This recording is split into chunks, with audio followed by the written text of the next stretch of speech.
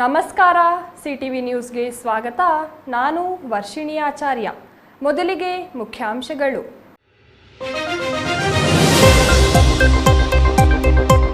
ಅನೈತಿಕ ಚಟುವಟಿಕೆಗಳ ತಾಣವಾಗಿದೆ ಸಿಟಿಜನ್ ಕ್ಲಬ್. ಚಿಕ್ಕಬಳ್ಳಾಪುರದ ಹೃದಯ ಭಾಗದಲ್ಲಿರುವ ಈ ಕ್ಲಬ್ ಡಿಸಿ ಎಸ್ಪಿ ನಿವಾಸಗಳ ಪಕ್ಕದಲ್ಲಿಯೇ ಪಾಳು ಬಿದ್ದಿದೆ.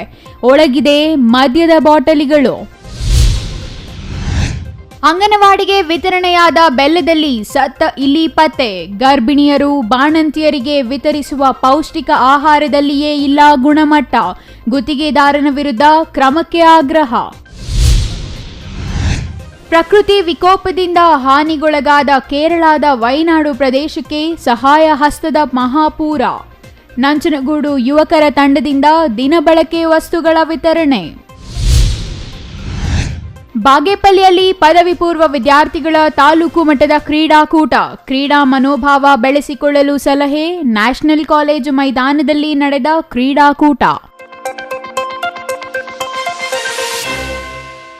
ವಾರ್ತೆಗಳ ವಿವರ. ವೀಕ್ಷಕರೇ, ತುಕ್ಕು ಹಿಡಿದ ಗೇಟಿಗೆ ಹಾಕಿರುವ ಬೀಗ ಕಾಣಿಸುತ್ತಿದೆಯಲ್ಲ, ಹಾಗೆಯೇ ಮುಂದೆ ಹೋದರೆ ಕಸ. ಅದು ಬರೀ ಕಸವಾಗಿರದೆ ಮದ್ಯದ ಬಾಟಲಿಗಳ ಸಾಮ್ರಾಜ್ಯ ಎಂಬುದನ್ನು ಅರ್ಥ ಮಾಡಿಕೊಳ್ಳಲು ನಿಮಗೆ ಹೆಚ್ಚು ಸಮಯ ಬೇಕಿಲ್ಲ ಅನಿಸುತ್ತೆ. ಹಾಗೆಯೇ ಚಾವಣಿಯ ಶೀಟುಗಳಿಗೆ ಬಿದ್ದ ರಂಧ್ರಗಳು, ಎಲ್ಲಿ ನೋಡಿದರೂ ಮದ್ಯದ ಪೌಚ್ಗಳು. ಏನು ಇದೆಲ್ಲ? ಯಾಕೆ ಹೀಗೆ ಪಾಳು ಬಿದ್ದಿದೆ ಎಂಬ ಸಂದೇಹ ಮೂಡಿದೆಯಾ? ಎಲ್ಲ ಅನುಮಾನಗಳಿಗೂ ಪರಿಹಾರ ಸಿಗಲು ಈ ಸ್ಟೋರಿ ನೋಡಿ.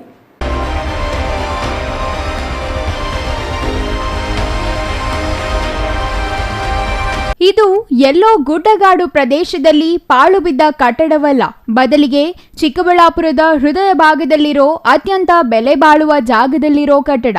ಅಷ್ಟೇ ಅಲ್ಲ, ಈ ಪಾಳು ಬಿದ್ದ ಕಟ್ಟಡದ ಒಂದು ಕಡೆಗೆ ಈ ಜಿಲ್ಲೆಯ ಜಿಲ್ಲಾಧಿಕಾರಿಗಳು ಮತ್ತು ಜಿಲ್ಲಾ ಪೊಲೀಸ್ ವರಿಷ್ಠಾಧಿಕಾರಿಗಳಿದ್ದಾರೆ. ಮತ್ತೊಂದು ಕಡೆಗೆ ಜಿಲ್ಲಾ ನ್ಯಾಯಾಲಯವೇ ಇದೆ. ಸಾಲದೆಂಬಂತೆ ಸರ್ಕಾರಿ ಕಚೇರಿಗಳೆಲ್ಲವೂ ಇದೇ ಪಾಳು ಬಿದ್ದ ಕಟ್ಟಡದ ಸುತ್ತಲೂ ಇದೆ. ಹಾಗಿದ್ದರೂ ಈ ಕಟ್ಟಡ ಪಾಳು ಬೀಳಲು ಕಾರಣವೇನು ಅಂತೀರಾ? ಸಿಟಿಜನ್ ಕ್ಲಬ್ ಈಗ ಯಾರಿಗೆ ಸೇರಿದ ಆಸ್ತಿ ಎಂಬ ಬಗ್ಗೆಯೇ ಗೊಂದಲವಿದೆ. ಒಂದು ಕಾಲದಲ್ಲಿ ಈ ಸಿಟಿಜನ್ ಕ್ಲಬ್ ಅನ್ನು ಯಾಕೆ ಮಾಡಿದರು ಎಂಬುದು ಇಂದಿಗೂ ನಿಗೂಢವಾಗಿಯೇ ಇದೆ. ಆದರೆ ಹಾಗೆ ಕ್ಲಬ್ ಮಾಡುವ ಮೂಲಕ ಕೋಟ್ಯಾಂತರ ರೂಪಾಯಿ ಬೆಲೆ ಬಾಳುವ ಆಸ್ತಿಯನ್ನಾದರೂ ಉಳಿಸಿದ್ದಾರೆ ಎಂಬುದು ಸಮಾಧಾನದ ವಿಚಾರವಾಗಿದ್ದು, ಈ ಸಿಟಿಜನ್ ಕ್ಲಬ್ ಇರುವ ಜಾಗ ಯಾರಿಗೆ ಸೇರಿದೆ, ಯಾಕೆ ಆ ಜಾಗವನ್ನು ಬಳಸಿಕೊಳ್ಳುತ್ತಿಲ್ಲ ಎಂಬ ಪ್ರಶ್ನೆಗಳಿಗೆ ನಮ್ಮ ಅಧಿಕಾರಿಗಳ ಬಳಿಯೂ ಉತ್ತರವಿಲ್ಲ.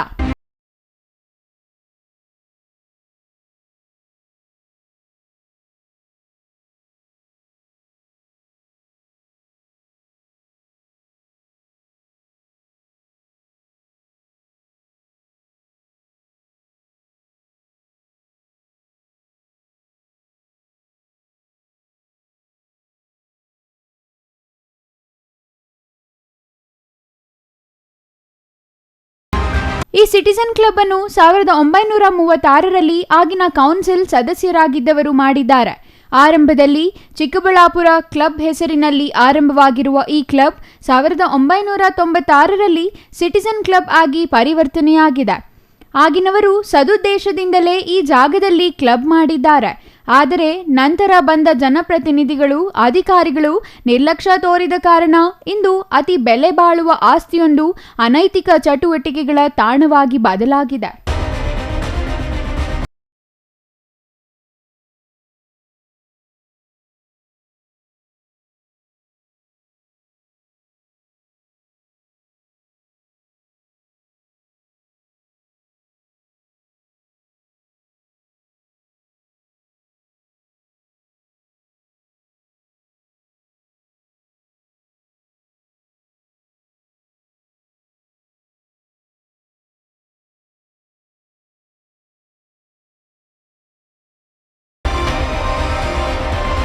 ಚಿಕ್ಕಬಳ್ಳಾಪುರ ಹೃದಯ ಭಾಗದಲ್ಲಿರುವ ಈ ಸಿಟಿಜನ್ ಕ್ಲಬ್ ಸುವಿಶಾಲವಾದ ಜಾಗವನ್ನು ಹೊಂದಿದೆ. ಈ ಹಿಂದೆ ಕೆಲ ಕಾಲ ಇಲ್ಲಿ ಸರ್ಕಾರಿ ಪ್ರಥಮ ದರ್ಜೆ ಮಹಿಳಾ ಕಾಲೇಜು ನಡೆಸಲಾಯಿತು. ಪಾಳು ಬಿದ್ದ ಕಟ್ಟಡ, ಅದರಲ್ಲೂ ಅನೈತಿಕ ಚಟುವಟಿಕೆಗಳ ತಾಣ ಎಂಬ ಆರೋಪಗಳು ಕೇಳಿಬಂದಿದ್ದವು. ಈ ನಡುವೆಯೇ ಮಹಿಳಾ ಕಾಲೇಜಿನ ನೂತನ ಕಟ್ಟಡ ನಿರ್ಮಾಣವಾದ ಕಾರಣ ಇಲ್ಲಿದ್ದ ವಿದ್ಯಾರ್ಥಿಗಳನ್ನು ಸ್ಥಳಾಂತರಿಸಲಾಯಿತು. ಅಂದಿನಿಂದ ಈ ಸಿಟಿಜನ್ ಕ್ಲಬ್ ಗೇಟಿಗೆ ಬೀಗ ಜಡಿಯಲಾಗಿದ್ದು, ಅದು ಅನೈತಿಕ ಚಟುವಟಿಕೆಗಳಿಗೆ ದಾರಿ ಮಾಡಿದಂತಾಗಿದೆ. ಇನ್ನು ಈ ಸಿಟಿಜನ್ ಕ್ಲಬ್ ಆವರಣದೊಳಗೆ ಹಿಂದೆ ಗಿಡಗಳನ್ನು ಹಾಕಲಾಗಿದ್ದು ಅವುಗಳ ನಿರ್ವಹಣೆ ಸರಿಯಾಗಿಲ್ಲದ ಕಾರಣ ಅವು ಆಗಲೋ ಈಗಲೋ ಬೀಳುವ ಸ್ಥಿತಿಯಲ್ಲಿವೆ. ಈ ಸಿಟಿಜನ್ ಕ್ಲಬ್ ಕಟ್ಟಡ ಬಂದು ತುಂಬ ಹಳೇ ಇದು ಪಾರಂಪರಿಕ ಕಟ್ಟಡ. ಆದರೆ ಈ ಕಟ್ಟಡದಲ್ಲಿ ಈಗ ಯಾವುದೇ ಚಟುವಟಿಕೆಗಳು ನಡೆದಿರಾ ಒಂದು ಅನೈತಿಕ ಚಟುವಟಿಕೆಗಳ ತಾಣವಾಗಿ ಮಾರ್ಪಟ್ಟಿದೆ. ಈ ಕ್ಲಬ್ನ ಕಾಂಪೌಂಡ್ ಗೋಡೆ ಹಲವು ಕಡೆ ಅಲ್ಲಿ ಕುಸಿದಿದ್ದು ಇದರಿಂದ ದಾರಿ ಹೋಕರು ಮತ್ತು ಎಲ್ಲ ಬಂದು ಇಲ್ಲಿ ಅನೈತಿಕ ಚಟುವಟಿಕೆಗಳು ತುಂಬ ನಡೀತಾ ಇದೆ. ಹಾಗೂ ಇದರಲ್ಲಿರುವ ಮರಗಳು ಎಲ್ಲ ಗೆದ್ದಲಿಡ್ದಿದ್ದು ಯಾವ ಸಮಯದಲ್ಲಿ ಬೀಳುತ್ತೋ ಹೇಳೋಕ್ಕಾಗಲ್ಲ. ಅದು ಫಾರೆಸ್ಟ್ ಡಿಪಾರ್ಟ್ಮೆಂಟ್ಗೆ ಸುಮಾರು ಸರಿ ಅರ್ಜಿ ಕೊಟ್ಟರು ಅವ್ರು ಇದ್ರ ಬಗ್ಗೆ ಏನೂ ಗಮನ ಹರಿಸ್ತಾ ಇಲ್ಲ. ಯಾರ ಮೇಲಾದರೂ ಬಿದ್ದು ಪ್ರಾಣಾಪಾಯ ಆಗೋ ಸಂಭವಗಳು ತುಂಬ ಇರ್ತದೆ. ಆದ್ದರಿಂದ ಈ ಕೂಡಲೇ ನಗರಾಡಳಿತ ಹಾಗೂ ಇದಕ್ಕೆ ಸದರಿ ಆಸ್ತಿಗೆ ಮಾನ್ಯ ಉಪವಿಭಾಗಾಧಿಕಾರಿಗಳು ಇದಾಗಿ ಅಧ್ಯಕ್ಷರಾಗಿರ್ತಾರೆ. ಅವರು ಇದ್ರ ಬಗ್ಗೆ ಸ್ವಲ್ಪ ನಿಗಾವಹಿಸಿ ಆದಷ್ಟು ಬೇಗ ಈ ಕ್ಲಬ್ಬಲ್ಲಿ ಬೆಳೆದಿರುವಂಥ ಗಿಡಗಳನ್ನೆಲ್ಲ ಕ್ಲೀನ್ ಮಾಡಿಸಿ, ತುಂಬ ಈ ಕಾಂಗ್ರೆಸ್ ಗಿಡಗಳೆಲ್ಲ ಬೆಳೆದಿರೋದ್ರಿಂದ ಇಲ್ಲಿ ಸೊಳ್ಳೆಗಳು ಮತ್ತು ಇದೆಲ್ಲ ಹೆಚ್ಚಾಗಿ ಮಲೇರಿಯಾ ಹಾಗೂ ಡೆಂಗು ಬರೋ ಸಂಭವಗಳು ಜಾಸ್ತಿ ಇದೆ. ಅದರಿಂದ ಇದು ಆದಷ್ಟು ಕೂಡಲೇ ಸ್ವಚ್ಛತೆ ಮಾಡಿಸಿ ಈ ಪಾರಂಪರಿಕ ಕಟ್ಟಡ ಮತ್ತು ಈ ಆಸ್ತಿಯನ್ನು ಉಳಿಸಿ ಮಾಡಬೇಕು ಅಂತ ಕೇಳ್ತೀವಿ. ಆದಷ್ಟು ಬೇಗ ಈ ಗೆದ್ದಲಿಡಿದಿರೋ ಮರಗಳನ್ನು ಕೂಡಲೇ ತೆಗೆಯಲು ಕ್ರಮ ಕೈಗೊಳ್ಳಿ.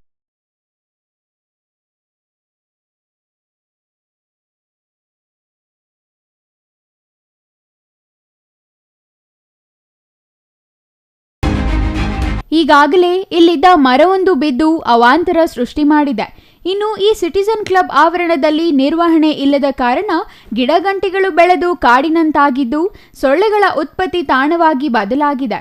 ಇದರಿಂದಾಗಿ ಸುತ್ತಮುತ್ತಲ ನಿವಾಸಿಗಳು ಸಾಂಕ್ರಾಮಿಕ ರೋಗ ಭೀತಿ ಎದುರಿಸುವಂತಾಗಿದೆ.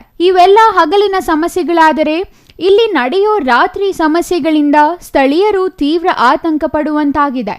ಪಡ್ಡೆಗಳು ಈ ಸಿಟಿಜನ್ ಕ್ಲಬ್ ಅನ್ನು ರಾತ್ರಿಯಾಗುತ್ತಿದ್ದಂತೆ ಮದ್ಯ ಸೇವನಾ ಕೇಂದ್ರವಾಗಿ ಪರಿವರ್ತಿಸುವಲ್ಲಿ ಯಶಸ್ವಿಯಾಗಿದ್ದಾರೆ ಎಂಬುದಕ್ಕೆ ಇಲ್ಲಿ ಬಿದ್ದಿರುವ ಮದ್ಯದ ಬಾಟಲ್ಗಳು ಮತ್ತು ಮದ್ಯದ ಸ್ಯಾಚೆಟ್ಗಳೇ ನಿದರ್ಶನವಾಗಿದೆ. ಸಾಲದೆಂಬಂತೆ ರಾತ್ರಿಯ ವೇಳೆ ಇದೇ ಜಾಗದಲ್ಲಿ ಮಲಗುವವರು ಇದ್ದಾರೆ ಎಂಬುದಕ್ಕೆ ಕೋಣೆಯಲ್ಲಿರುವ ಬೆಡ್ಶೀಟ್ಗಳೇ ಸಾಕ್ಷಿಯಾಗಿವೆ. ಡಿಸಿ, ಎಸ್ಪಿ ನಿವಾಸಗಳ ಪಕ್ಕದಲ್ಲಿಯೇ ಇಂತಹ ಅನೈತಿಕ ಚಟುವಟಿಕೆಗಳು ನಡೆಯುತ್ತಿದ್ದರೂ ಅತ್ತ ತಿರುಗಿ ನೋಡುವವರು ಇಲ್ಲವಾಗಿದ್ದಾರೆ. ಸಿಟಿಜನ್ ಕ್ಲಬ್ಗೆ ಸುತ್ತಲೂ ಕಾಂಪೌಂಡ್ ನಿರ್ಮಿಸಲಾಗಿದೆಯಾದರೂ ಅದು ಶಿಥಿಲವಾಗಿ ಅಲ್ಲಲ್ಲಿ ಬಿದ್ದು ಹೋಗಿದೆ. ಇದರಿಂದಾಗಿ ಗೇಟ್ಗೆ ಬೀಗ ಜಡಿದಿದ್ದರೂ ಪುಂಡರ ಒಳಪ್ರವೇಶಕ್ಕೆ ಯಾವುದೇ ತೊಂದರೆ ಇಲ್ಲವಾಗಿದೆ. ಹಾಗಾಗಿ ಪ್ರತಿನಿತ್ಯ ರಾತ್ರಿಯಾಗುತ್ತಿದ್ದಂತೆ ಇದು ಕುಟುಕರ ಸಾಮ್ರಾಜ್ಯವಾಗಿ ಪರಿವರ್ತನೆಯಾಗುತ್ತಿದ್ದು ಇದರಿಂದ ಸುತ್ತಮುತ್ತಲ ನಿವಾಸಿಗಳು ತೀವ್ರ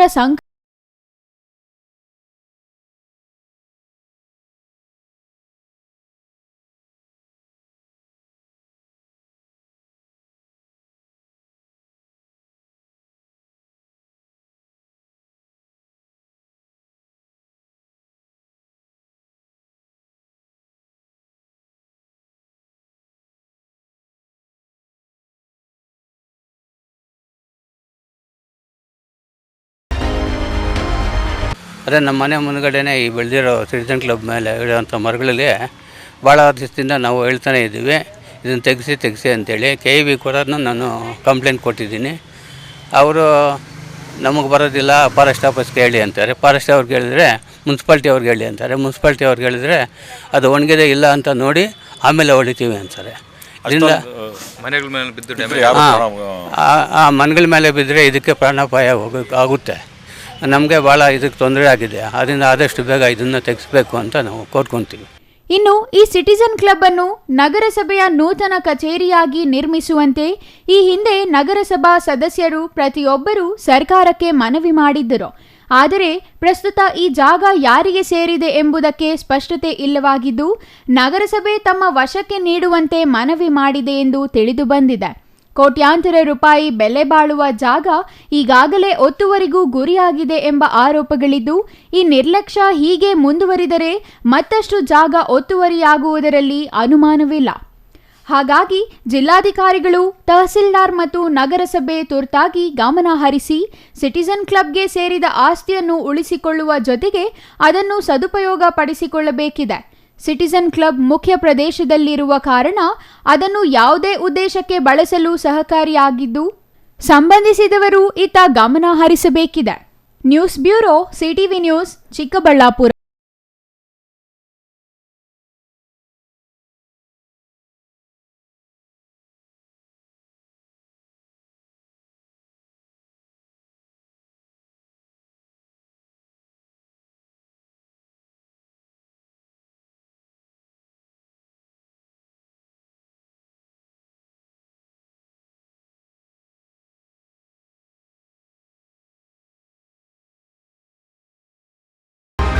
ವೀಕ್ಷಕರೇ, ಇದು ಸರ್ಕಾರ ವಿತರಿಸುವ ಪೌಷ್ಟಿಕ ಆಹಾರದ ಗುಣಮಟ್ಟಕ್ಕೆ ನಿದರ್ಶನ.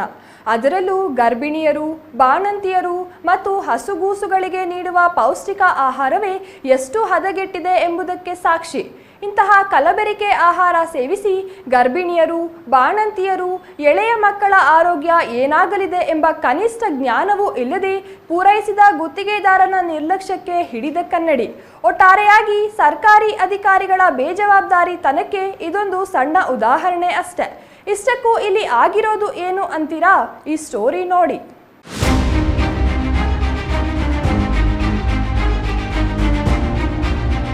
ಆತ್ಮೀಯ ವೀಕ್ಷಕರೇ, ನಿಮ್ಮ ಮನೆಯಲ್ಲಿ ಪುಟ್ಟ ಮಕ್ಕಳಿದ್ದಾರಾ? ಇದ್ದರೆ ಅವರು ಅಂಗನವಾಡಿಗಳಿಗೆ ಹೋಗ್ತಿದ್ದಾರಾ? ಒಂದು ವೇಳೆ ಹೋಗ್ತಿದ್ರೆ ಅಂಗನವಾಡಿಯಲ್ಲಿ ನೀಡುವ ಆಹಾರ ಎಷ್ಟು ಪ್ರಮಾಣದ ಗುಣಮಟ್ಟ ಹೊಂದಿದೆ ಎಂಬುದನ್ನು ಪರಿಶೀಲಿಸಿದ ನಂತರವೇ ನೀವು ಮಕ್ಕಳಿಗೆ ಅಂಗನವಾಡಿ ಆಹಾರ ನೀಡಿ. ಇಲ್ಲವಾದರೆ ಮಕ್ಕಳ ಆರೋಗ್ಯಕ್ಕೂ ಕುತ್ತು ಬರಬಹುದು. ಯಾಕೆ ಅಂತೀರಾ? ಇಲ್ಲಿನ ಅಂಗನವಾಡಿಯೊಂದಕ್ಕೆ ಇಲಾಖೆಯಿಂದ ಸರಬರಾಜಾದ ಬೆಲ್ಲದ ಪಟ್ಟಣದಲ್ಲಿ ಸತ್ತ ಇಲಿ ಪತ್ತೆಯಾಗಿದೆ. ಅದು ಸತ್ತು ಕೊಳೆತು ಒಣಗಿ ಹೋಗಿದ್ದು, ಅಂತಹ ಬೆಲ್ಲ ಹಾಕಿ ಮಾಡಿದ ಪದಾರ್ಥ ಸೇವಿಸಿದ ಮಕ್ಕಳ ಆರೋಗ್ಯ ಏನಾಗಲಿದೆ ಎಂಬುದಕ್ಕೆ ವೈದ್ಯಕೀಯ ತಜ್ಞರೇ ಉತ್ತರ ನೀಡಬೇಕಿದೆ. ಗುಡಿಬಂಡೆ ತಾಲೂಕಿನ ಹಂಪಸಂದ್ರ ಗ್ರಾಮ ಪಂಚಾಯಿತಿ ವ್ಯಾಪ್ತಿಯ ಗರುಡಾಚಾರ್ಲಹಳ್ಳಿ ಗ್ರಾಮದ ಅಂಗನವಾಡಿ ಕೇಂದ್ರದಲ್ಲಿ ಇತ್ತೀಚೆಗೆ ವಿತರಿಸಿರುವ ಬೆಲ್ಲದ ಪೊಟ್ಟಣದಲ್ಲಿ ಸತ್ತ ಇಲಿ ಪತ್ತೆಯಾಗಿದೆ. ಗ್ರಾಮದ ನಿವಾಸಿ ರತ್ನಮ್ಮ ಎಂಬುವವರಿಗೆ ನೀಡಿದ 2 ಆಹಾರ ಪೊಟ್ಟಣಗಳ ಪೈಕಿ ಒಂದರಲ್ಲಿ ಈ ಸತ್ತ ಇಲಿ ಕಂಡುಬಂದಿವೆ. ಕೂಡಲೇ ಅವರು ಬೆಲ್ಲದ ಪೊಟ್ಟಣಗಳನ್ನು ಅಂಗನವಾಡಿ ಕಾರ್ಯಕರ್ತೆ ಗಮನಕ್ಕೆ ತಂದಿದ್ದಾರೆ. ಪಟ್ಟಣದಲ್ಲಿ ಇರುವ ಬೆಲ್ಲ ಹಾಲಿಗೆ ಬಳಸಲು ಮಕ್ಕಳಿಗೆ ಕೊಡಲು ಭಯವಾಗುತ್ತದೆ ಎಂದು ರತ್ನಮ್ಮ ಆತಂಕ ವ್ಯಕ್ತಪಡಿಸಿದ್ದಾರೆ. ಅಂಗನವಾಡಿ ಕೇಂದ್ರಗಳಿಗೆ ಸರಬರಾಜು ಮಾಡುವ ಪೊಟ್ಟಣಗಳನ್ನು ಇಲ್ಲಿ ತಯಾರು ಮಾಡುವುದಿಲ್ಲ. ನಮಗೆ ಮೂಟೆಗಳಲ್ಲಿ ಬಾಗೇಪಲ್ಲಿ ತಾಲೂಕಿನ ಯಲ್ಲಂಪಲ್ಲಿ MSPC ಅವರು ಬಾಗೇಪಲ್ಲಿ ಮತ್ತು ಗುಡಿಬಂಡೆ ತಾಲೂಕಿನ ಅಂಗನವಾಡಿ ಕೇಂದ್ರಗಳಿಗೆ ಸರಬರಾಜು ಮಾಡುತ್ತಾರೆ. ನಾವು ಅವನ್ನು ವಿತರಿಸಿದ್ದೇವೆ. ಪೊಟ್ಟಣದೊಳಗೆ ಇಲಿ ಸತ್ತಿರುವುದಕ್ಕೂ ನಮಗೂ ಸಂಬಂಧವಿಲ್ಲ ಎಂದು ಅಂಗನವಾಡಿ ಕಾರ್ಯಕರ್ತೆ ಭಾಗ್ಯಮ್ಮ ಜಾರಿಕೊಂಡಿದ್ದಾರೆ. ನೋಡಿ, ಇದು ಇಲಿ ಸತ್ತೋಗ್ಬಿಟ್ಟಿದೆ. ಎಷ್ಟು ದಿನ ಆಗಿದೆ ಗೊತ್ತಿಲ್ಲ. ಒಟ್ಟಿನಲ್ಲಿ ಇಲಿ ಸತ್ತೋಗ್ಬಿಟ್ಟು ಮಕ್ಕಳಿಗೆ ಅರ್ಧ ಪ್ಯಾಕೆಟ್ವರೆಗೂ ಕುಡಿಸ್ಬಿಟ್ಟಿದ್ದಾರೆ. ನೋಡಿ, ಅರ್ಧ ಪ್ಯಾಕೆಟ್ ಖಾಲಿ ಆಗಿದೆ. ಅಂಗನವಾಡಿಯಿಂದ ಕೊಟ್ಟಿರೋ ಪ್ಯಾಕೆಟ್ ಇದು ಎಲ್ಲ ನೋಡಿ, ಇಲ್ಲಿ ಹಂಗೆ ಇದೆ. ಅರ್ಧ ಪ್ಯಾಕೆಟಲ್ಲಿ ಸಿಕ್ಕಿರೋದು, ಅಲ್ಲಿವರೆಗೂ ಯಾರೂ ನೋಡಿಲ್ಲ. ಅರ್ಧ ಪ್ಯಾಕೆಟಲ್ಲಿ ಸಿಕ್ಕಿದೆ. ಈ ಥರದ್ದು ಏನಾದರೂ ಮಕ್ಕಳಿಗೆ ಹಾಲಲ್ಲಿ ಹಾಕ್ಬಿಟ್ಟು ಕುಡಿಸಿದ್ರೆ ಮಕ್ಕಳು ಇದೇನಾಗಬೇಕು ಹೇಳಿ? ನೀವೇ ನೋಡಿ, ಇದು ನೋಡಿ, ಈ ಉಂಟೆ ನೋಡಿ, ಇದು ನೋಡಿ ಹೆಂಗಿದೆಯೋ, ಫುಲ್ ಬ್ಲ್ಯಾಕು ಎಲ್ಲ ನೋಡಿ. ಈ ಥರ ಬೆಲ್ಲ ಕೊಡ್ತಾ ಇದ್ದಾರೆ. ಇದು ಮಕ್ಕಳಿಗೆ ಹಾಕ್ಬಿಟ್ಟು ಹೆಂಗೆ ಕುಡಿಸೋದು ನೋಡಿ. ಇದು ನೋಡಿ, ಇಲ್ಲಿ ಸತ್ತಿ ಎಲ್ಲ ಕೂದಲೆಲ್ಲ ಇದೆ ನೋಡಿ. ಈ ಥರದ್ದು ಮಕ್ಕಳಿಗೆ ಹಾಕ್ಬಿಟ್ಟು ಹೆಂಗೆ ಹಾಲಲ್ಲಿ ಹಾಕ್ಬಿಟ್ಟು ಹೆಂಗೆ ಕುಡಿಸೋದು ನೋಡಿ, ನೀವೇ ಹೇಳಿ. ಆ ಮಕ್ಕಳಿಗೆ ಇಂಥ ಹಾಲಲ್ಲಿ ಹಾಕ್ಬಿಟ್ಟು ಇಂಥ ಚಿಕ್ಕ ಮಕ್ಕಳಿಗೆ 2 ವರ್ಷ ಮಗು ನಾವು ಕುಡಿಸ್ತಾ ಇರೋ ಮಗು, 2 ವರ್ಷ ಮಗು ಈ ಥರ ಫುಡ್ ಕೊಟ್ಬಿಟ್ಟು ನಾವು ಮಕ್ಕಳಿಗೆ ಏನು ಅಂತ ಹೇಳ್ಬಿಟ್ಟು ನಾವು ಕುಡಿಸ್ಬೇಕು ಹೇಳಿ?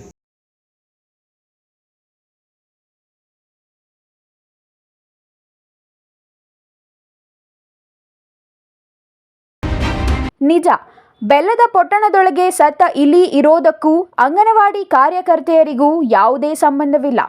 ಆದರೆ ಅದೇ ಬೆಲ್ಲದಿಂದ ತಯಾರಿಸಿದ ಪದಾರ್ಥ ಮಕ್ಕಳಿಗೆ ಬಡಿಸಿದರೆ ಆರೋಗ್ಯದ ಮೇಲೆ ಯಾವ ರೀತಿಯ ದುಷ್ಪರಿಣಾಮ ಬೀರಲಿದೆ ಎಂಬುದು ಇಲ್ಲಿ ಎದುರಾಗಿರುವ ಪ್ರಶ್ನೆಯಾಗಿದೆ. ಅಲ್ಲದೆ ಇದೇ ರೀತಿಯಲ್ಲಿ ಬೆಲ್ಲ ಮಾತ್ರವಲ್ಲದೆ ಇತರೆ ಆಹಾರ ಪದಾರ್ಥಗಳಲ್ಲಿ ಇನ್ನೂ ಯಾವ ರೀತಿಯ ಕಲಬೆರಕೆ ಇದೆಯೋ ಎಂಬುದು ನಿಗೂಢವಾಗಿಯೇ ಇದೆ.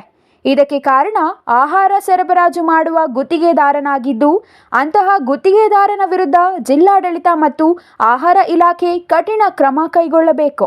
ಮಹಿಳಾ ಮತ್ತು ಮಕ್ಕಳ ಕಲ್ಯಾಣ ಇಲಾಖೆ ಮೂಲಕ ಅಂಗನವಾಡಿಗಳಿಗೆ ಪೂರೈಸುವ ಈ ಪೌಷ್ಟಿಕ ಆಹಾರ ಪೊಟ್ಟಣಗಳು ಬಾಗೇಪಲ್ಲಿ ತಾಲೂಕು ಯಲ್ಲಂಪಲ್ಲಿ MSPS ಸಂಸ್ಥೆಯಲ್ಲಿ ತಯಾರಾಗುತ್ತಿವೆ.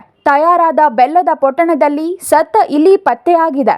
ಹಾಗಾಗಿ ಸಂಬಂಧಿಸಿದ ಗುತ್ತಿಗೆದಾರರನ್ನು ಕಪ್ಪು ಪಟ್ಟಿಗೆ ಸೇರಿಸುವುದು ಸೇರಿದಂತೆ ಇತರೆ ಕಾನೂನು ಕ್ರಮಗಳನ್ನು ಕೈಗೊಳ್ಳಲು ಮಹಿಳಾ ಮತ್ತು ಮಕ್ಕಳ ಕಲ್ಯಾಣ ಇಲಾಖೆ ಮತ್ತು ಜಿಲ್ಲಾಡಳಿತ ಮುಂದಾಗಬೇಕೆಂದು ಪೋಷಕರು ಒತ್ತಾಯಿಸಿದ್ದು, ಈ ನಿಟ್ಟಿನಲ್ಲಿ ಅಧಿಕಾರಿಗಳು ಗಮನ ಹರಿಸಲಿದ್ದಾರಾ ಎಂಬುದನ್ನು ಕಾದು ನೋಡಬೇಕಿದೆ. Satish Babu, CTV news, Gudibande.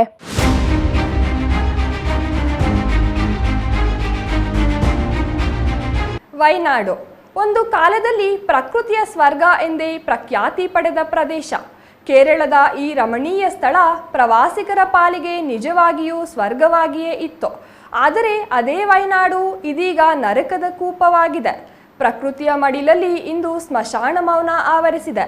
ತನ್ನದಾದ ಎಲ್ಲವನ್ನೂ ತನ್ನವರನ್ನು ಕಳೆದುಕೊಂಡು ಮಸಣವಾಗಿರುವ ವಯನಾಡಿನ ಜನರಿಗೆ ನಂಜನಗೂಡಿನ ಯುವ ತಂಡವೊಂದು ನೆರವಿನ ಹಸ್ತ.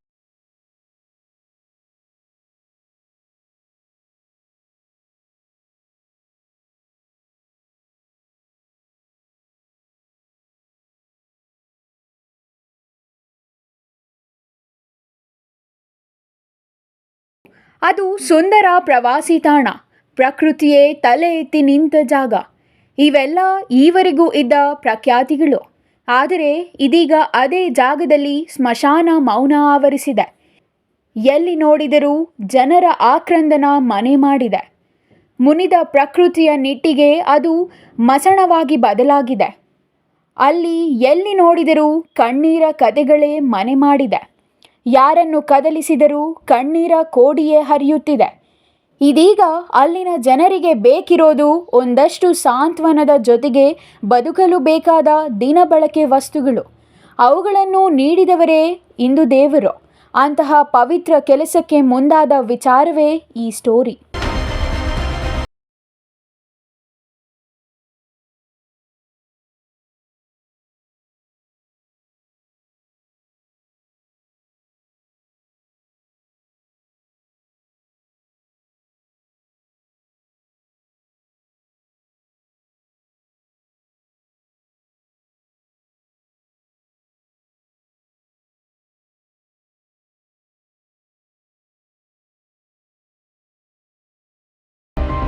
ಪ್ರಕೃತಿ ವಿಕೋಪದಿಂದ ಕೇರಳದ ವಯನಾಡಿನ ಸಾಕಷ್ಟು ಪ್ರದೇಶಗಳು ಹಾನಿಗೊಳಗಾಗಿವೆ.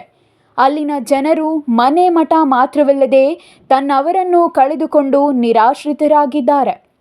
ಹೋದವರು ಹೋದರೂ ಇರೋರ ಹೊಟ್ಟೆ ಸುಮ್ಮನಿರಲ್ಲ ಅಲ್ವೇ.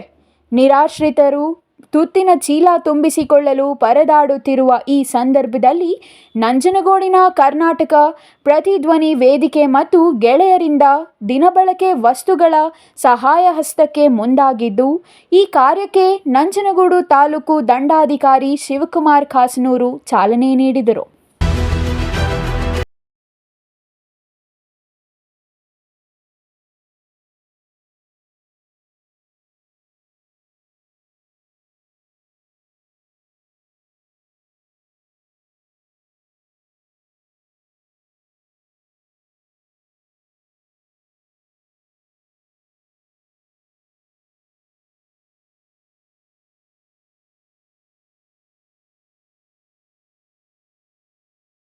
ಕೋಪದಿಂದ ಸಂಕಷ್ಟಕ್ಕೆ ಸಿಲುಕಿರುವ ಕೇರಳದ ವಯನಾಡಿನ ಜನರಿಗೆ ನಂಜನಗೂಡು ತಾಲೂಕಿನ ಪ್ರತಿಧ್ವನಿ ವೇದಿಕೆ ಸಹಾಯ ಹಸ್ತ ನೀಡುವುದು ಶ್ಲಾಘನೀಯ ಎಂದು ತಹಸೀಲ್ದಾರ್ ಶಿವಕುಮಾರ್ ಖಾಸನೂರು ಪ್ರಶಂಸೆ ವ್ಯಕ್ತಪಡಿಸಿದರು.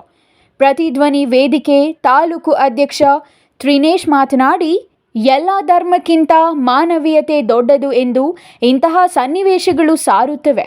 ನಾವು ಪ್ರಕೃತಿ ವಿರುದ್ಧ ಹೋದಾಗ ಇಂತಹ ದುರ್ಘಟನೆಗಳು ಎದುರಾಗುತ್ತದೆ. ಪ್ರಕೃತಿ ಮಾತೆಯನ್ನು ಪ್ರೀತಿಸಿ ಗೌರವಿಸುವುದು ನಮ್ಮ ಕರ್ತವ್ಯವಾಗಬೇಕು ಎಂದರು. ವಯನಾಡಿನ ಪ್ರಕೃತಿ ವಿಕೋಪದಿಂದ ಹಾನಿಗೊಳಗಾದ ಪ್ರದೇಶಗಳಿಗೆ ತೆರಳಿದ ತಂಡ ಅಲ್ಲಿನ ಸ್ಥಿತಿಗತಿಗಳನ್ನು ವೀಕ್ಷಣೆ ಮಾಡಿ ನಿರಾಶ್ರಿತ ಜನರಿಗೆ ಆಹಾರ ವಸ್ತುಗಳನ್ನು ನೆರವು ನೀಡಿ ಸಂತೈಸಿ ಬಂದರು. ರಾತ್ರಿ 1:26 ರೇಂಜಲ್ಲಿ ಇದು ಸ್ಟಾರ್ಟ್ ಆಗಿದೆ ಸರ್. ಮಧ್ಯರಾತ್ರಿ ಸರ್ ಇದು ಆಗಿರೋದು? ಮಧ್ಯರಾತ್ರಿ. Okay sir. 1:20ಕ್ಕೆ ಆಗ ಸ್ವಲ್ಪ ಜನ ಹೋಗಿದ್ರು. ಓಕೆ. ಬಟ್ ಇಷ್ಟು ಮಣ್ಣು ಕುಸಿತ ಬಂದಿರಲಿಲ್ಲ. Okay okay. ಅದಾದಮೇಲೆ 7:30 3 ಗಂಟೆ ಟೈಮಲ್ಲಿ 8ನೇದು ಬಂದರು. ಅದು ದೊಡ್ಡದು. ಆ ಟೈಮಲ್ಲಿ ಇಲ್ಲಿ ಆಲ್ರೆಡಿ ಸಿಕ್ಕಿದ್ರಲ್ಲ ಅವರೆಲ್ಲ ಮಣ್ಣಲ್ಲೇ ಹೋದ್ರು. Okay sir. ಈಗ 3 ದಿನ ಮುಂದ್ಗಡೆ ಇಷ್ಟು 407 ಬಾಡಿ ಸಿಕ್ಕಿದೆ ಅಂತ ಹೇಳಿದ್ರು. 400 ಬಾಡಿ ಸರ್? 407. ಈಗ ಮಿಸ್ಸಿಂಗಲ್ಲಿ ಹೇಳಿರೋದು 140 ದಂಡಕ್ಕೆ ಮಿಸ್ಸಿಂಗ್ ಲೆಕ್ಕ ಕೊಟ್ಟಿದ್ದಾರೆ. ಅದಕ್ಕಿಂತ ಜಾಸ್ತಿ ಜನ ಇರ್ತಾರೆ. Okay sir. ಅಂದರೆ ಇಲ್ಲಿ ಹಿಂದಿಯವರು ಜಾಸ್ತಿ ಜನ ಕೆಲಸ. ಸರ್ ನಮ್ಮ ಕರ್ನಾಟಕದವರು ಇದ್ದಾರೆ ಸರ್ ಇಲ್ಲಿ ಜನ?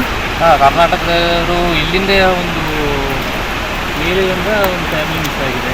ಮೇಲಿಂದ ಮಂಡ್ಯ ಸೈಡಿಂದ ಅವರು ಅಪ್ಪ ಅಮ್ಮ ಇಲ್ಲೇ ಕೆಲಸ ಮಾಡ್ತಾರೆ. Okay okay sir. ಕೆಲಸ ಮಾಡ್ತಾರೆ. Okay sir. ಓಕೆ. ಆ ಟೈಮಲ್ಲಿ ಇಲ್ಲಿಗೆ ಬಂದರು ಇದ್ದು. ಓಕೆ. ಮಗ ಆದಮೇಲೆ ಒಂದು ಚಿಕ್ಕ ಮಗು ಇತ್ತು. ಆಮೇಲೆ ಅವರ ಅವ್ವ ಅವರಿಬ್ಬರು ಹೌದು sir. Kumar, CTV news, Nanjangud.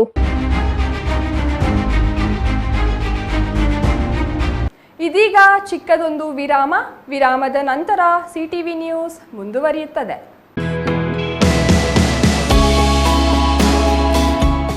Shri ಚಾಮವಿ party hall 4ನೇ ಮಹಡಿ, ಶ್ರೀ ಚಾಮವಿ ಕಾಂಪ್ಲೆಕ್ಸ್, ಗೆರಿಯಾ ಶೋರೂಮ್ನ ಮೇಲೆ, ನಂಬರ್ 232T, ಬಿಬಿ ರಸ್ತೆ, ಚಿಕ್ಕಬಳ್ಳಾಪುರ. ನಿಮ್ಮ ಎಲ್ಲ ಶುಭ ಕಾರ್ಯಗಳಿಗೆ ಸುಸಜ್ಜಿತ ಪಾರ್ಟಿ ಹಾಲ್ ಚಿಕ್ಕಬಳ್ಳಾಪುರದಲ್ಲಿ ಸಿದ್ಧ.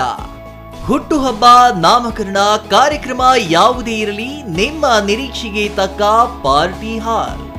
ನಮ್ಮಲ್ಲಿ ದೊರೆಯುವ ಸೌಲಭ್ಯಗಳು: ವಿಶಾಲವಾದ party hall, 1 dining hall, modern ಅಡುಗೆ ಕೋಣೆ, 300 ಅತಿಥಿಗಳ ಆಸನ ಸಾಮರ್ಥ್ಯ, 2 ಕೊಠಡಿಗಳು ಸಸ್ಯಾಹಾರಿಗಳಿಗೆ ಮಾತ್ರ. ಎಸಿ ಕೇಂದ್ರೀಕೃತ ಪಾರ್ಟಿ ಹಾಲ್, ಪ್ರೊಜೆಕ್ಟರ್ ಮತ್ತು ಪರದೆಯೊಂದಿಗೆ ಸಿದ್ಧವಾಗಿದೆ. ಎಐ ಸ್ಪೀಕರ್ಗಳಿಂದ ಆವೃತ, ಲಿಫ್ಟ್ ಕೂಡ ಲಭ್ಯವಿದೆ. 100 ಕಾರ್ಗಳಿಗೆ ಪಾರ್ಕಿಂಗ್ ವ್ಯವಸ್ಥೆ, ಪವರ್ ಬ್ಯಾಕಪ್ ಜನರೇಟರ್ ಲಭ್ಯ. ಕೂಡಲೇ ಸಂಪರ್ಕಿಸಿ 9916161691 9739702077.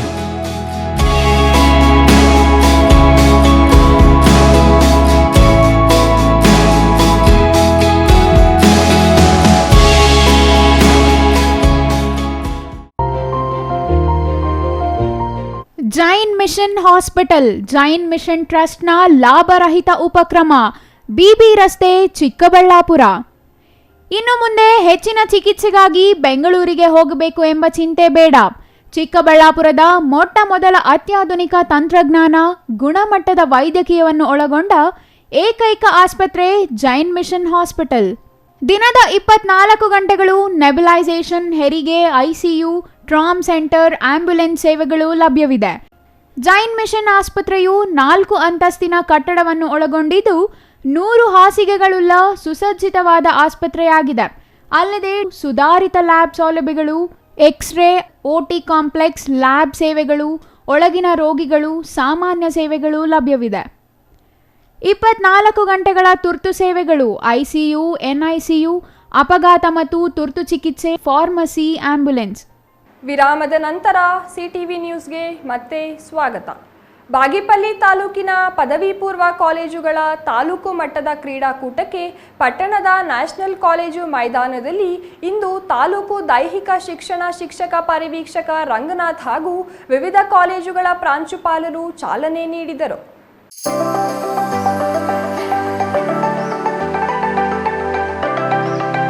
ಬಾಗೇಪಲ್ಲಿ ತಾಲೂಕಿನ ಪದವಿ ಪೂರ್ವ ಕಾಲೇಜುಗಳ ತಾಲೂಕು ಮಟ್ಟದ ಕ್ರೀಡಾಕೂಟಕ್ಕೆ ಪಟ್ಟಣದ ನ್ಯಾಷನಲ್ ಕಾಲೇಜು ಮೈದಾನದಲ್ಲಿ ಶುಕ್ರವಾರ ತಾಲೂಕು ದೈಹಿಕ ಶಿಕ್ಷಣ ಶಿಕ್ಷಕ ಪರಿವೀಕ್ಷಕ ರಂಗನಾಥ್ ಹಾಗೂ ವಿವಿಧ ಕಾಲೇಜುಗಳ ಪ್ರಾಂಶುಪಾಲರು ಚಾಲನೆ ನೀಡಿದರು. ಈ ಸಂದರ್ಭದಲ್ಲಿ ದೈಹಿಕ ಶಿಕ್ಷಣ ಪರಿವೀಕ್ಷಕ ರಂಗನಾಥ್ ಮಾತನಾಡಿದರು. ದೈಹಿಕ ಶಿಕ್ಷಣ ಪರಿವೀಕ್ಷಕ ರಂಗನಾಥ್ ಮಾತನಾಡಿ, ಶಿಕ್ಷಣದ ಜೊತೆಗೆ ಕ್ರೀಡೆಯನ್ನು ಸಮತೋಲನವಾಗಿ ನೋಡಬೇಕು.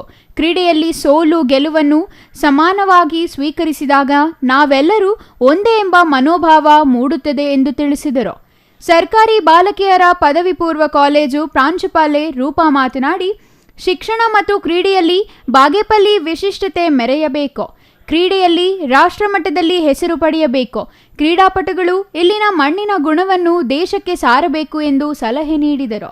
ಈ ಸಂದರ್ಭದಲ್ಲಿ ಪ್ರಾಂಶುಪಾಲೆ ಉಮಾಶಶಿ, ವೆಂಕಟಶಿವರೆಡ್ಡಿ, ವೆಂಕಟೇಶ್ ಪ್ರಸಾದ್, ಶಿವಣ್ಣ, ಉಪನ್ಯಾಸಕರಾದ ಎನ್ ನಾಗರಾಜು, ಮುನಿರಾಜು, ರವಿ ಚಂದ್ರನಾಯಕ್, ದೈಹಿಕ ಶಿಕ್ಷಣ ಇನಾಯತುಲ್ಲಾ, ಸುಜಾತಾ, ಹನುಮಪ್ಪ, ಬೈಯರೆಡ್ಡಿ, ಡಿಎನ್ ಶೀಲಾ ಮತ್ತಿತರರು ಹಾಜರಿದ್ದರು. Ganesh, CTV news, Bagepalli.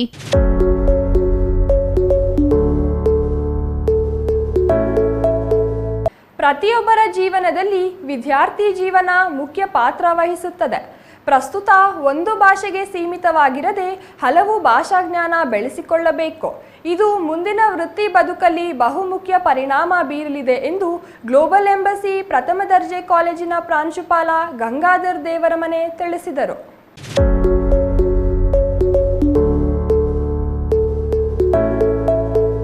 ಪ್ರತಿಯೊಬ್ಬರ ಜೀವನದಲ್ಲಿ ವಿದ್ಯಾರ್ಥಿ ಜೀವನ ಮುಖ್ಯ ಪಾತ್ರ ವಹಿಸುತ್ತದೆ. ಪ್ರಸ್ತುತ ಒಂದು ಭಾಷೆಗೆ ಸೀಮಿತವಾಗಿರದೆ ಹಲವು ಭಾಷಾ ಜ್ಞಾನ ಬೆಳೆಸಿಕೊಳ್ಳಬೇಕು. ಇದು ಮುಂದಿನ ವೃತ್ತಿ ಬದುಕಲ್ಲಿ ಬಹು ಮುಖ್ಯ ಪರಿಣಾಮ ಬೀರಲಿದೆ ಎಂದು ಗ್ಲೋಬಲ್ ಎಂಬಸಿ ಪ್ರಥಮ ದರ್ಜೆ ಕಾಲೇಜಿನ ಪ್ರಾಂಶುಪಾಲ ಗಂಗಾಧರ ದೇವರಮನೆ ತಿಳಿಸಿದರು. ತುರುವೇಕೆರೆ ಪಟ್ಟಣದ ಮಾಯಸಂದ್ರ ರಸ್ತೆಯಲ್ಲಿರುವ ಜಯಣ್ಣ ಕನ್ವೆನ್ಷನ್ ಸಭಾಂಗಣದಲ್ಲಿ ಶ್ರೀ ಕ್ಷೇತ್ರ ಧರ್ಮಸ್ಥಳ ಗ್ರಾಮಾಭಿವೃದ್ಧಿ ಯೋಜನೆಯಡಿ ನಡೆದ ಸುಜ್ಞಾನ ನಿಧಿ ಶಿಷ್ಯ ವೇತನ ಮಂಜೂರಾತಿ ಪತ್ರ ವಿತರಿಸಿ ಮಾತನಾಡಿದ ಗ್ಲೋಬಲ್ ಎಂಬಸಿ ಪ್ರಥಮ ದರ್ಜೆ ಕಾಲೇಜಿನ ಪ್ರಾಂಶುಪಾಲ ಗಂಗಾಧರ ದೇವರಮನೆ, ಮಕ್ಕಳಿಗೆ ಭಾಷಾ ಜ್ಞಾನ ಅತಿ ಮುಖ್ಯ ಎಂದರು. ಯೋಜನೆಯ ಪ್ರಾದೇಶಿಕ ನಿರ್ದೇಶಕ ಶ್ರೀನಪ್ಪ ಎಂ ಮಾತನಾಡಿ, ರಾಜ್ಯದಲ್ಲಿ 96,854 ವಿದ್ಯಾರ್ಥಿಗಳು ಈವರೆಗೆ ಶಿಷ್ಯ ವೇತನ ಪಡೆಯುತ್ತಿದ್ದು 114 ಕೋಟಿ ವಿತರಿಸಲಾಗಿದೆ. ವಿದ್ಯಾರ್ಥಿಗಳು ಈ ಮೊತ್ತವನ್ನು ಉತ್ತಮ ರೀತಿಯಲ್ಲಿ ವಿನಿಯೋಗಿಸುವಂತೆ ಮಾರ್ಗದರ್ಶನ ನೀಡಿದರು. ಹಿರಿಯ ವಕೀಲ ಧನಪಾಲ್ ವಿದ್ಯಾರ್ಥಿಗಳಿಗೆ ಶಿಷ್ಯ ವೇತನದ ಮಂಜೂರಾತಿ ಪತ್ರ ವಿತರಿಸಿ, ವಿದ್ಯಾರ್ಥಿ ಜೀವನ ಅಮೂಲ್ಯವಾದುದು. ತಂದೆ ತಾಯಿಗೆ ಗೌರವ, ಗುರು ಹಿರಿಯರಲ್ಲಿ ಭಕ್ತಿಯೊಂದಿಗೆ ಮಾನವೀಯ ಮೌಲ್ಯಗಳನ್ನು ಬೆಳೆಸಿಕೊಳ್ಳುವಂತೆ ಸಲಹೆ ನೀಡಿದರು. ವ್ಯಕ್ತಿ ಕೂಡ ಸಮಾಜದ ಮುಖ್ಯವಾಗಿ ಬರಬೇಕು, ಸ್ವಾಭಿಮಾನವಾಗಿ ಬರಬೇಕು, ಸ್ವಾವಲಂಬಿಗಳಾಗಿ ಬರಬೇಕು, ಅವರ ಬಡತನ ದೂರ ಆಗಬೇಕು ಅನ್ನುವಂಥದ್ದು ಇವತ್ತು ಶಿಕ್ಷಣ ಧರ್ಮಸ್ಥಳ ಗ್ರಾಮಾಭಿವೃದ್ಧಿ ಕಾರ್ಯಕ್ರಮದ ಉದ್ದೇಶ ಇರುವಂಥದ್ದು. ಇಲ್ಲಿ ನಾವು ಮುಖ್ಯವಾಗಿ ರೈತರ ಕಲ್ಯಾಣಕ್ಕಾಗಿ ಅನೇಕ ಕಾರ್ಯಕ್ರಮವನ್ನು ಹಮ್ಮಿಕೊಂಡಿದ್ದೇವೆ. ಕೆರೆಗಳ ಪುನಶ್ಚೇತನ ಕಾರ್ಯಕ್ರಮವನ್ನು ಹಮ್ಮಿಕೊಂಡಿದ್ದೇವೆ. ಇವತ್ತು ಜನಮಂಗಲ ಕಾರ್ಯಕ್ರಮದ ಅಡಿಯಲ್ಲಿ ಸುಮಾರು ಯಾರೆಲ್ಲ ವಿಶೇಷ ಚೇತನರಿದ್ದಾರೆ ಅವರಿಗೆ ವೀಲ್ ಚೇರ್ ಕೊಡುವಂಥದ್ದು, ಸ್ಟಿಕ್ ಕೊಡುವಂಥದ್ದು, ವಾಟರ್ ಕೊಡುವಂತ ಕಾರ್ಯಕ್ರಮ ಇದೆ. ಮಾತೃಶ್ರೀ ಅಮ್ಮನ ಬಹಳ ಪ್ರೀತಿಯ ಕಾರ್ಯಕ್ರಮ, ವಾತ್ಸಲ್ಯ ಕಾರ್ಯಕ್ರಮ ಇದೆ. ವೃದ್ಧರಿಗೆ ಆಶಯ ಕೊಡುವಂತ ಕಾರ್ಯಕ್ರಮ, ಅವರಿಗೆ ಪೌಷ್ಟಿಕ ಆಹಾರಗಳ ಕೊಡುವಂಥದ್ದು, ಬೇರೆ ಬೇರೆ ಮೂಲಭೂತ ಸೌಕರ್ಯಗಳನ್ನ ಮಾಡಿಕೊಡುವಂಥದ್ದು, ಮನೆ ಕಟ್ಟಿಸಿಕೊಡುವಂಥದ್ದು, ಏನು ಗುಡಿಸಲಿದ್ರೆ ಅವರಿಗೆ ಮನೆ ಕಟ್ಟಿಸಿಕೊಡುವಂಥದ್ದು. ವಾತ್ಸಲ್ಯ ಅಂದ್ರೆ ನಮಗೆ ಗೊತ್ತಿದೆ, ತಂದೆ ತಾಯಿ ಮಕ್ಕಳನ್ನ ಹೇಗೆ ಪ್ರೀತಿನ ನೋಡ್ಕೊಳ್ತಿದ್ದಾರೆ. ಅದೇ ರೀತಿ ಮಾತೃಶ್ರೀ ಅಮ್ಮನವರು ವಾತ್ಸಲ್ಯ ಕಾರ್ಯಕ್ರಮದ ಅಡಿಯಲ್ಲಿ ಅನೇಕ ಕಾರ್ಯಕ್ರಮಗಳನ್ನ ಕೊಟ್ಟಿದ್ದಾರೆ. ಯೋಜನೆಯ ಜಿಲ್ಲಾ ನಿರ್ದೇಶಕ ಸತಿ ಸುವರ್ಣ ಮಾತನಾಡಿದರು. Suresh Babu, CTV news, Turuvekere.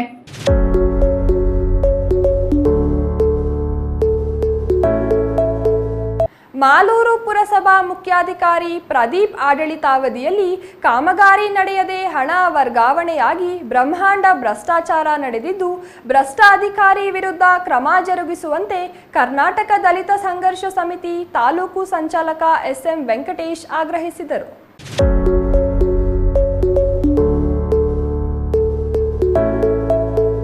ಮಾಲೂರು ಪುರಸಭೆ ಮುಖ್ಯಾಧಿಕಾರಿ ಪ್ರದೀಪ್ ಆಡಳಿತ ವೈಖರಿ ಖಂಡಿಸಿ ದಲಿತ ಸಂಘರ್ಷ ಸಮಿತಿಯಿಂದ ಹಮ್ಮಿಕೊಂಡಿದ್ದ ಸುದ್ದಿಗೋಷ್ಠಿಯಲ್ಲಿ ತಾಲೂಕು ಸಂಚಾಲಕ ಎಸ್ಎಂ ವೆಂಕಟೇಶ್ ಮಾತನಾಡಿ, ಭ್ರಷ್ಟ ಪುರಸಭೆ ಮುಖ್ಯಾಧಿಕಾರಿ ಪ್ರದೀಪ್ ವಿರುದ್ಧ ಈ ಹಿಂದೆ ದಲಿತ ಸಂಘರ್ಷ ಸಮಿತಿ ಪ್ರತಿಭಟನೆ ನಡೆಸಿ ಮುಖ್ಯಾಧಿಕಾರಿ ವಿರುದ್ಧ ಕ್ರಮ ಕೈಗೊಳ್ಳುವಂತೆ ಆಗ್ರಹಿಸಲಾಗಿತ್ತು. ಆದರೆ ಯಾವುದೇ ಕ್ರಮ ಕೈಗೊಳ್ಳದೇ ಇರುವುದು ಖಂಡನೀಯ ಎಂದರು. ಮಾಲೂರು ಪಟ್ಟಣದಲ್ಲಿ ಅನಧಿಕೃತ ಲೇಔಟ್ಗಳಲ್ಲಿ ಅಕ್ರಮ ಖಾತೆ, ಸರ್ಕಾರಿ ಸಿಎ ನಿವೇಶನಗಳ ಮಾರಾಟ ಪ್ರದೀಪ್ ಅವಧಿಯಲ್ಲಿ ನಡೆದಿದೆ. ಲಕ್ಷಾಂತರ ರೂಪಾಯಿ ಹಣ ಕೆಲ ವ್ಯಕ್ತಿಗಳಿಗೆ ವರ್ಗಾವಣೆಯಾಗಿದೆ. ಆದರೆ ಈ ಹಣ ಯಾವ ಕಾಮಗಾರಿಗಳಿಗೆ ವರ್ಗಾವಣೆಯಾಗಿದೆ ಎಂಬುದು ಯಕ್ಷ ಪ್ರಶ್ನೆಯಾಗಿದೆ. ಅಲ್ಲದೆ ಕೋಟ್ಯಾಂತರ ರೂಪಾಯಿ ವ್ಯಯ ಮಾಡಿ ಪಟ್ಟಣದಲ್ಲಿ ಯುಜಿಡಿ ಕಾಮಗಾರಿ ಮಾಡಲಾಗಿದೆ. ಆದರೆ ನಿರ್ವಹಣೆ ಮಾಡಲಿಲ್ಲ. ಬೀದಿ ದೀಪಗಳು ಸ್ವಚ್ಛತೆ ಬಗ್ಗೆ ಗಮನ ಹರಿಸುತ್ತಿಲ್ಲ ಎಂದು ದೂರಿದರು. ಭ್ರಷ್ಟ ಅಧಿಕಾರಿ ಪ್ರದೀಪ್ ವಿರುದ್ಧ ವಿಶೇಷ ತನಿಖೆ ನಡೆಸುವಂತೆ ಆಗಸ್ಟ್ 14ರಂದು ಅಂಬೇಡ್ಕರ್ ಪುತ್ಥಳಿ ಬಳಿ ಉಗ್ರ ಹೋರಾಟ ನಡೆಸಲಾಗುತ್ತಿದ್ದು, ಸಂಬಂಧಪಟ್ಟ ಜಿಲ್ಲಾ ಮಟ್ಟದ ಅಧಿಕಾರಿಗಳು ಮನವಿ ಸ್ವೀಕರಿಸಿ ಭ್ರಷ್ಟ ಅಧಿಕಾರಿ ವಿರುದ್ಧ ಕ್ರಮ ಕೈಗೊಳ್ಳದಿದ್ದರೆ ಆಗಸ್ಟ್ 15ರಂದು ಕಪ್ಪು ಬಟ್ಟೆ ಪ್ರದರ್ಶನ ಮಾಡಲಾಗುವುದೆಂದು ಎಚ್ಚರಿಕೆ ನೀಡಿದರು. ದಲಿತ ದೌರ್ಜನ್ಯ ಕಾಯ್ದೆಯಡಿ ಪ್ರಕರಣವನ್ನು ದಾಖಲಿಸಬೇಕು ಅಂತೇಳಿ ನಾವು ಸುಮಾರು ಬಾರಿ ಹೋರಾಟ ಮಾಡಿ ಮನವಿ ಕೊಟ್ಟು ಇದುವರೆಗೂ ಸಹ ಕ್ರಮ ಕೈಗೊಂಡಿಲ್ಲ. ಈ ಎಲ್ಲ ಉದ್ದೇಶವನ್ನು ಇಟ್ಕೊಂಡು ಕರ್ನಾಟಕ ದಲಿತ ಸಂಘರ್ಷ ಸಮಿತಿ ಮಾಲೂರು ತಾಲೂಕು ಶಾಖೆ ದಿನಾಂಕ 14/8/2024 ಬುಧವಾರ ಪುರಸಭಾ ಅಂಬೇಡ್ಕರ್ ಪಾರ್ಕ್ ಮುಂಭಾಗ ಅನಿರ್ದಿಷ್ಟವಾಗಿ ಪ್ರತಿಭಟನೆಯನ್ನ ಹಮ್ಮಿಕೊಳ್ಳಕ್ಕೆ ತೀರ್ಮಾನ ಮಾಡಿದ್ವಿ. ಸಂಬಂಧಪಟ್ಟಿರ್ತಕ್ಕಂಥ ಅಧಿಕಾರಿಗಳು ಬಂದು ನಮ್ಮ ಸಮಸ್ಯೆಯನ್ನ ಬಗೆಹರಿಸಿದ್ರೆ 14ನೇ ತಾರೀಕಿಗೆ ತಮ್ಮ ಹೋರಾಟವನ್ನ ಮೊಟಕುಗೊಳಿಸ್ತೀವಿ. ಇಲ್ಲದೆ ಹೋದ್ರೆ ಅಂದು ರಾತ್ರಿ ಕಪ್ಪು ಬಾವುಟವನ್ನ ಪ್ರದರ್ಶನ ಮಾಡಿ ನಾವು ಉಗ್ರ ಪ್ರತಿಭಟನೆಯನ್ನ ಮಾಡಲಿಕ್ಕೆ ತೀರ್ಮಾನವನ್ನು ಮಾಡಿದೀವಿ ಅಂತ ಹೇಳ್ತಕ್ಕಂಥ ಮಾತನ್ನ ನಾನು ಹೇಳಲಿಕ್ಕೆ ಇಷ್ಟಪಡ್ತಾ ಇದ್ದೀನಿ ಬಂಧುಗಳೇ. ಈ ವೇಳೆ ನೀಲಕಂಠ ಅಗ್ರಹಾರ ಶಾಮಣ್ಣ, ಅಮರೇಶ್ ಮೌರ್ಯ, ಡಿಎನ್ ನಾರಾಯಣಸ್ವಾಮಿ, ಬಂಡಹಟ್ಟಿ ನಾರಾಯಣಸ್ವಾಮಿ, ತಿರುಮಲೇಶ್, ವೆಂಕಟರಾಮ್, ಉಳ್ಳೇರಹಳ್ಳಿ ಮುನಿರಾಜು, ವರದಾಪುರ ನಾರಾಯಣಸ್ವಾಮಿ ಮತ್ತಿತರರು ಹಾಜರಿದ್ದರು. MP Prakash, CTV news, Malur.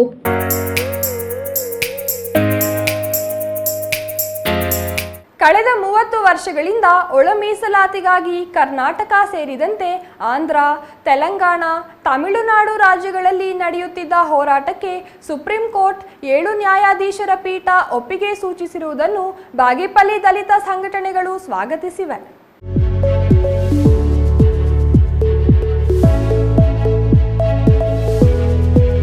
Bagepalli taluk ದಲಿತ ಸಂಘರ್ಷ ಸಮಿತಿ, ಮಾದಿಗ ದಂಡೋರ ಹಾಗೂ ವಿವಿಧ ಸಂಘಟನೆಗಳು ಮೀಸಲಾತಿ ಹೋರಾಟ ಸಮಿತಿಯಿಂದ ಅಂಬೇಡ್ಕರ್ ಪ್ರತಿಮೆಗೆ ಮಾಲಾರ್ಪಣೆ ಮಾಡಿ ಪಟಾಕಿ ಸಿಡಿಸಿ ಸಿಹಿ ಹಂಚಿ ಸಂಭ್ರಮಿಸಿದರು.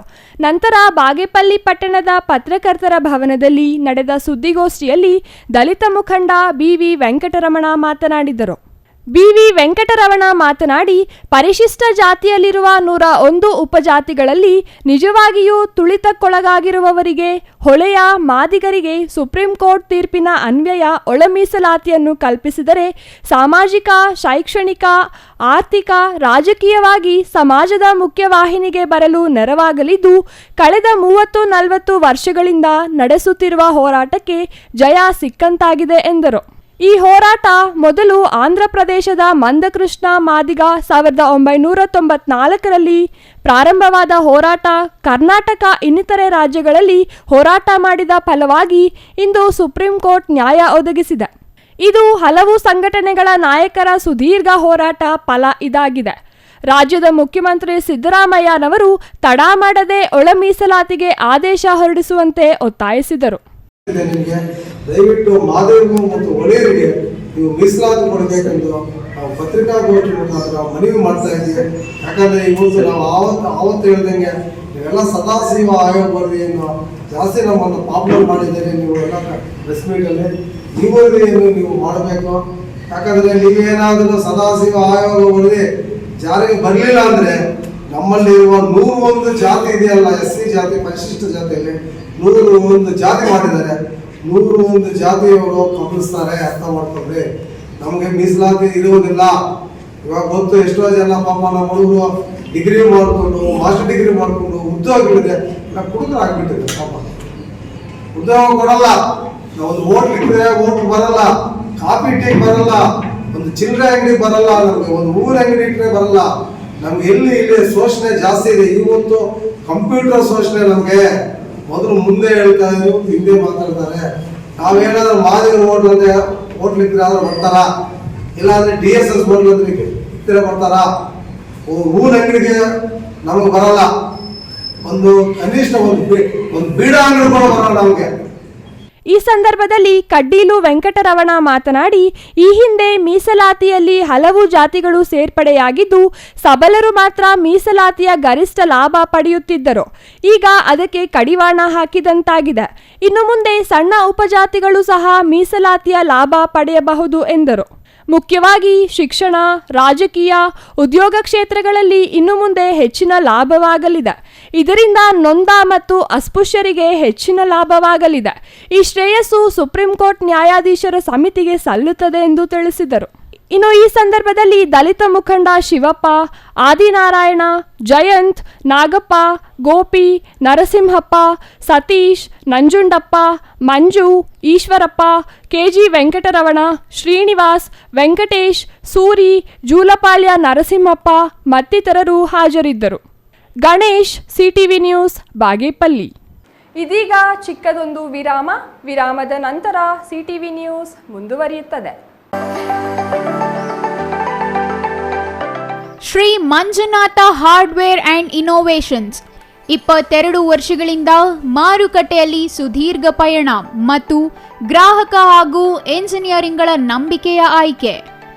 ಅತ್ಯುತ್ತಮ ಗುಣಮಟ್ಟ, ಪ್ರಾಮಾಣಿಕ ಬೆಲೆ.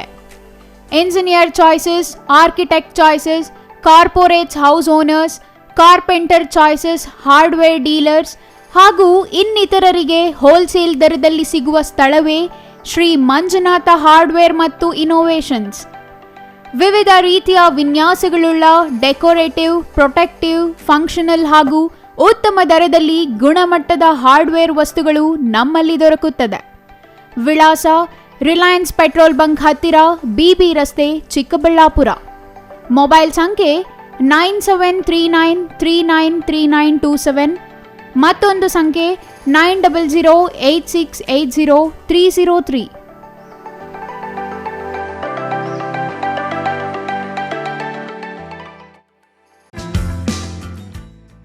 ರಾಮೂಸ್ ಫರ್ನಿಚರ್ ಪ್ಯಾರಡೈಸ್, ರಾಗ ಬಿಲ್ಡಿಂಗ್, BB ರಸ್ತೆ, ಚಿಕ್ಕಬಳ್ಳಾಪುರ.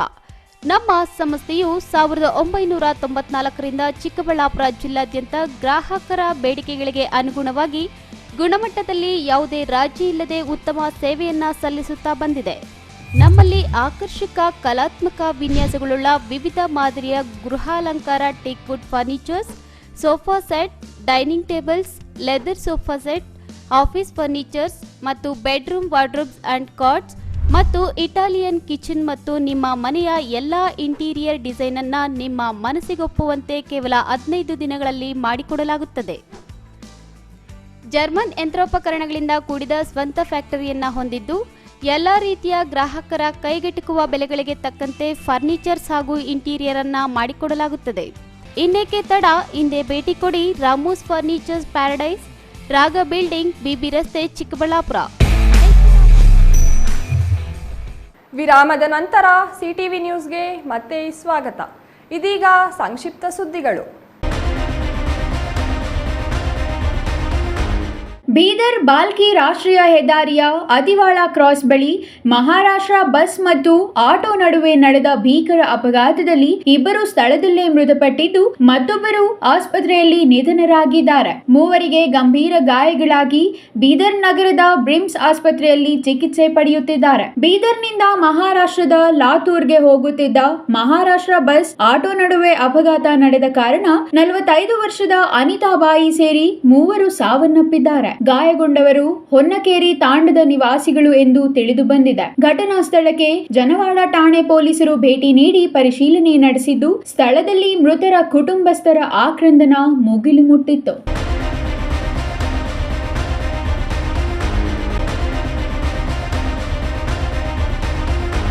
ಪಾವಗಡ ತಾಲೂಕಿನಲ್ಲಿ ಇತ್ತೀಚೆಗೆ ಮಳೆ ಕೈಕೊಟ್ಟ ಹಿನ್ನೆಲೆಯಲ್ಲಿ ಹಲವಾರು ಗ್ರಾಮಗಳಲ್ಲಿ ಬೆಳೆ ನಾಶವಾಗಿ ರೈತ ನಷ್ಟಕ್ಕೆ ಸಿಲುಕಿದ್ದು ಸರ್ಕಾರ ಕೂಡಲೇ ಸ್ಥಳ ತನಿಖೆ ಮಾಡಿ ಅವರಿಗೆ ಪರಿಹಾರ ನೀಡಬೇಕೆಂದು ರಾಜ್ಯ ರೈತ ಸಂಘದ ಅಧ್ಯಕ್ಷ ಪೂಜಾರಪ್ಪ ಆಗ್ರಹಿಸಿದ್ದಾರೆ. ಈ ಸಂಬಂಧ ಮಾತನಾಡಿದ ಅವರು ತಾಲೂಕಿನ ಗುಂಡಾರ್ಲಹಳ್ಳಿ, ಮದ್ದಿಬಂಡೆ, ಯರ್ರಪಾಳ್ಯ ಮುಂತಾದ ಗ್ರಾಮಗಳಿಗೆ ಭೇಟಿ ನೀಡಿ ಅಲ್ಲಿ ಬೆಳೆಗಳ ಪರಿಸ್ಥಿತಿ ಪರಿಶೀಲಿಸಲಾಯಿತು ಎಂದರು. ಇತ್ತೀಚೆಗೆ ಮಳೆ ಇಲ್ಲದೆ ಸಂಪೂರ್ಣ ಬೆಳೆ ಒಣಗಿ ನಾಶವಾಗಿದೆ.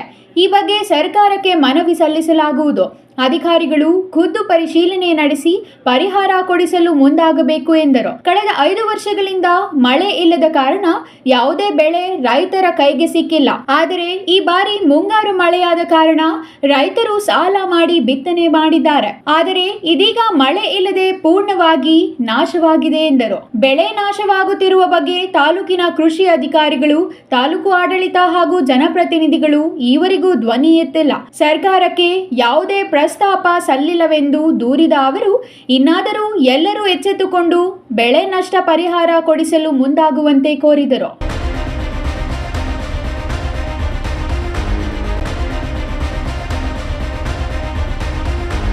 ಶಿರಾ ತಾಲೂಕಿನ ಬುಕ್ಕಾಪಟ್ಟಣ ಹೋಬಳಿ ಜೋಗಯ್ಯನ ಪಾಳ್ಯದಲ್ಲಿ ವೃದ್ಧ ಮಹಿಳೆಯೊಬ್ಬರನ್ನು ಭೀಕರವಾಗಿ ಕೊಲೆ ಮಾಡಿರುವ ಘಟನೆ ನಡೆದಿದೆ. ಸುಮಾರು 68 ವರ್ಷದ ಮದ್ದಮ್ಮ ಕೊಲೆಯಾದ ದುರ್ದೈವಿ ಆಗಿದ್ದು, ನಿನ್ನೆ ರಾತ್ರಿ ಪಕ್ಕದ ಊರಿನ ಹುಣಸೆಕಟ್ಟೆಯಲ್ಲಿ ದೇವರ ಉತ್ಸವದಲ್ಲಿ ಪಾಲ್ಗೊಂಡು ವಾಪಸ್ ಆಗುತ್ತಿದ್ದ ವೇಳೆ ಕೊಲೆ ನಡೆದಿರುವ ಶಂಕೆ ವ್ಯಕ್ತವಾಗಿದೆ. ವೃದ್ಧೆಯ ಮೈಮೇಲೆ ಇದ್ದ ಚಿನ್ನದ ಸರ ಕದ್ದು ತಲೆಯ ಮೇಲೆ ಕಲ್ಲು ಎತ್ತಿ ಹಾಕಿ ಕೊಲೆ ಮಾಡಿರುವ ಬಗ್ಗೆ ಅನುಮಾನ ವ್ಯಕ್ತವಾಗಿದ್ದು, ಕೊಲೆ ಮಾಡಿ ನಿರ್ಮಾಣ ಹಂತದ ಕಟ್ಟಡದಲ್ಲಿ ಶವ ತಂದು ಹಾಕಲಾಗಿದೆ. ಸ್ಥಳೀಯರ ಮಾಹಿತಿ ಮೇರೆಗೆ ಸ್ಥಳಕ್ಕೆ ಶಿರಾ ಪೊಲೀಸರು ಭೇಟಿ ನೀಡಿ ಪರಿಶೀಲನೆ ನಡೆಸಿದ್ದಾರೆ. ಘಟನೆ ಸಂಬಂಧ ಶಿರಾ ಪೊಲೀಸ್ ಠಾಣೆಯಲ್ಲಿ ಪ್ರಕರಣ ದಾಖಲಾಗಿದೆ. ಮೃತದೇಹವನ್ನು ಮರಣೋತ್ತರ ಪರೀಕ್ಷೆಗೆ ರವಾನಿಸಿದ್ದಾರೆ.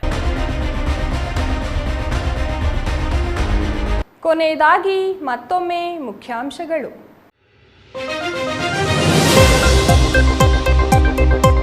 ಅನೈತಿಕ ಚಟುವಟಿಕೆಗಳ ತಾಣವಾಗಿದೆ ಸಿಟಿಜನ್ ಕ್ಲಬ್. ಚಿಕ್ಕಬಳ್ಳಾಪುರದ ಹೃದಯ ಭಾಗದಲ್ಲಿರುವ ಈ ಕ್ಲಬ್ ಡಿಸಿ ಎಸ್ಪಿ ನಿವಾಸಗಳ ಪಕ್ಕದಲ್ಲಿಯೇ ಪಾಳು ಬಿದ್ದಿದೆ. ಒಳಗಿದೆ ಮದ್ಯದ ಬಾಟಲಿಗಳು. ಅಂಗನವಾಡಿಗೆ ವಿತರಣೆಯಾದ ಬೆಲ್ಲದಲ್ಲಿ ಸತ್ತ ಇಲಿ ಪತ್ತೆ. ಗರ್ಭಿಣಿಯರು ಬಾಣಂತಿಯರಿಗೆ ವಿತರಿಸುವ ಪೌಷ್ಟಿಕ ಆಹಾರದಲ್ಲಿಯೇ ಇಲ್ಲ ಗುಣಮಟ್ಟ. ಗುತ್ತಿಗೆದಾರನ ವಿರುದ್ಧ ಕ್ರಮಕ್ಕೆ ಆಗ್ರಹ. ಪ್ರಕೃತಿ ವಿಕೋಪದಿಂದ ಹಾನಿಗೊಳಗಾದ ಕೇರಳದ ವೈನಾಡು ಪ್ರದೇಶಕ್ಕೆ ಸಹಾಯ ಹಸ್ತದ ಮಹಾಪೂರ. ನಂಜನಗೂಡು ಯುವಕರ ತಂಡದಿಂದ ದಿನಬಳಕೆ ವಸ್ತುಗಳ ವಿತರಣೆ. ಬಾಗೇಪಲ್ಲಿಯಲ್ಲಿ ಪದವಿ ಪೂರ್ವ ವಿದ್ಯಾರ್ಥಿಗಳ ತಾಲೂಕು ಮಟ್ಟದ ಕ್ರೀಡಾಕೂಟ. ಕ್ರೀಡಾ ಮನೋಭಾವ ಬೆಳೆಸಿಕೊಳ್ಳಲು ಸಲಹೆ. ನ್ಯಾಷನಲ್ ಕಾಲೇಜು ಮೈದಾನದಲ್ಲಿ ನಡೆದ ಕ್ರೀಡಾಕೂಟ. ಇದಿಷ್ಟು ಈ ಹೊತ್ತಿನ ಸುದ್ದಿ. ನೋಡ್ತಾ ಇರಿ CTV ನ್ಯೂಸ್, ಇದು ನಿಮ್ಮ ಜೊತೆಗಾರ.